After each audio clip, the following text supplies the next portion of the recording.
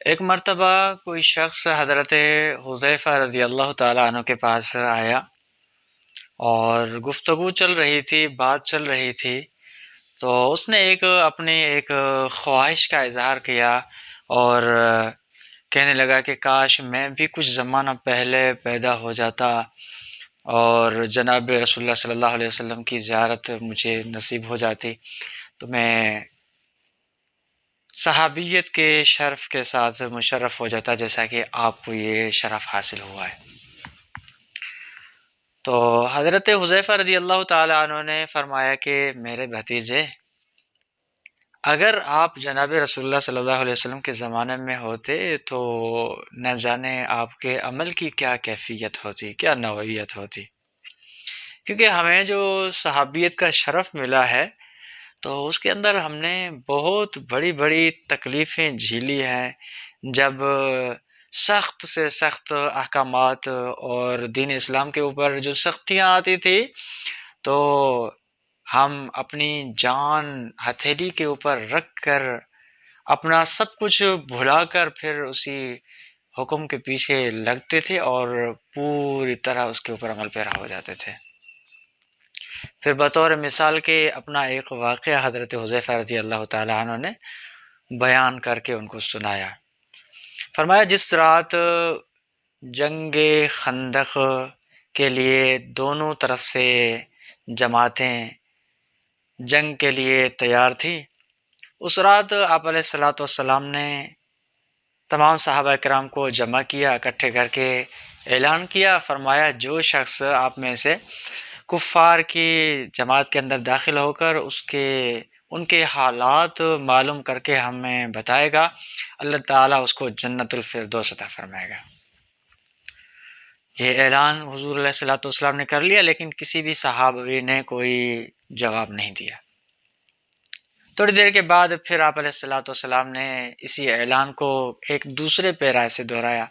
فرمایا جو شخص کفار کی خبر لے کر ہم تک پہنچائے گا تو جنت الفردوس میں حضرت ابراہیم علیہ الصلوۃ والسلام کا ساتھی ہوگا۔ پھر بھی کسی نے جواب نہیں دیا۔ تو پھر تیسری مرتبہ بھی آپ علیہ الصلوۃ والسلام نے اعلان کیا، فرمایا کہ جو شخص کفار کے حال کی خبر لے کر ہم تک پہنچائے گا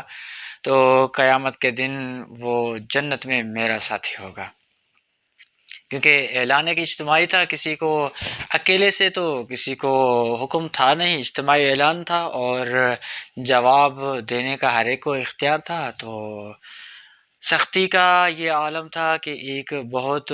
ٹھنڈی رات تھی اور بالکل سیاہ تاریک رات، اور دشمن کی طرف سے بھی بڑا غیظ اور غضب کا ایک ماحول تھا۔ تو اسی وجہ سے کوئی بھی اب 1000 میں سے یا 500 میں سے جو ایک بڑی جماعت بیٹھی ہوئی ہے تو ہر ایک جو ہے کسی نے بھی کوئی ہمت نہیں باندھی، کوئی جواب نہیں دیا۔ تو اس کے بعد آپ علیہ الصلوۃ والسلام نے نام لے کر حضرت حذیفہ سے مخاطب ہوئے اور فرمایا کہ کیا آپ حذیفہ آپ جانے کے لیے آمادہ ہیں؟ تو حضرت حذیفہ نے عرض کیا اللہ کے رسول،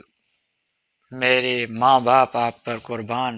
میری جان آپ کے لیے حاضر ہے، مجھے اور کوئی خوف نہیں ہے، دل کی بات آپ کو بتا رہا ہوں، اور کچھ بھی مجھے خوف نہیں ہے، میں قتل کیا جاؤں گا، میں مارا جاؤں گا، اس کی کوئی پرواہ نہیں ہے، مجھے خوف صرف اس بات کا ہے کہ یہ کفار مجھے گرفتار نہ کر دیں۔ اگر انہوں نے مجھے گرفتار کر لیا تو جو اندرونی راز کی باتیں ہیں وہ مجھ سے پوچھیں گے اور پھر تو میرے لیے بہت ہی ایک مشکل معاملہ ہو جائے گا۔ صرف یہی ڈر ہے، اسی وجہ سے میں نے کوئی جواب نہیں دیا تھا۔ آپ علیہ السلام نے فرمایا کہ یہ تو تسلی ہے کہ آپ کو گرفتار نہیں کیا جائے گا۔ حضرت حذیفہ نے فرمایا کہ اب میں جانے کے لیے بالکل آمادہ اور تیار ہوں۔ فرماتے ہیں حضور کے حکم سے میں چلا گیا، جیسے ہی جا کر کفار کے لشکر کے اندر پہنچا، ان کی جماعتوں کے اندر پہنچا تو ابو سفیان ابھی تک مسلمان نہیں ہوئے تھے، بڑے ہوشیار انسان تھے، ان کو ایک کسی طرح سے معلوم ہو گیا کہ مسلمانوں کا کوئی باشندہ ہمارے کیمپ کے اندر داخل ہو چکا ہے، تو فوراً اعلان کروایا کہ ہر ایک شخص اپنے ساتھ والا جو ساتھی ہے اس کو پکڑ کر اس سے اپنا تعارف اس کا تعارف پوچھے۔ تو فرماتے میں بڑا پریشان ہوا کہ اب میں کیا کروں، کوئی مجھ سے پوچھ لیتا ہے تو میرے لیے تو بڑا مشکل معاملہ ہو جائے گا، لیکن کیونکہ اللہ کے نبی کی دعا تھی تو اسی وجہ سے ایک فوراً میرے ہی ذہن کے اندر ایک بات آ گئی، اور بجائے اس کے کہ کوئی اور آ کر مجھ سے سوال کیے کرے، میں نے فوراً اپنے ساتھ والے کو پکڑ لیا اور میں نے کہا کہ اپنا تعارف کراؤ، آپ کون ہو؟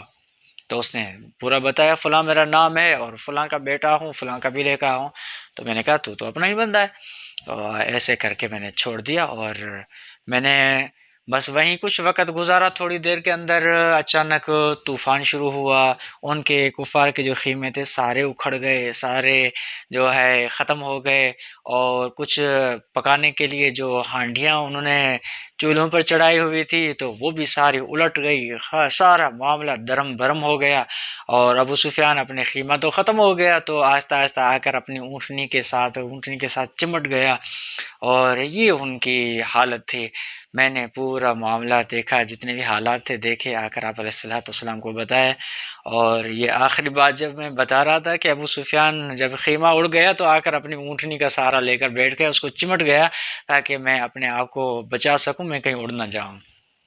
تو یہ سن کر آپ علیہ السلام ہنس پڑے اور فرماتے میں نے حضور کے دانتوں مبارک کی بھی زیارت کر لی، میں حضور کی زیارت سے محظوظ ہوتا رہا، واقعہ بتاتا رہا۔ اور اس کے بعد فرمایا کہ دیکھو یہ حالات ہمارے اوپر آئے ہیں، اتنی سختیاں ہم نے برداشت کی، اس کے بعد جا کر ہم نے شرف صحابیت کو حاصل کیا، اتنا آسان نہیں ہے۔ تو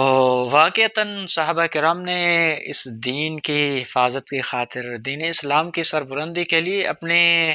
جان، اپنی مال، اپنا سب کچھ قربان کیا، تب جا کر ایک منقح اور بے صاف شفاف دین ہم تک پہنچا ہے۔ اور صحابیت کا شرف حاصل کرنا ایک بہت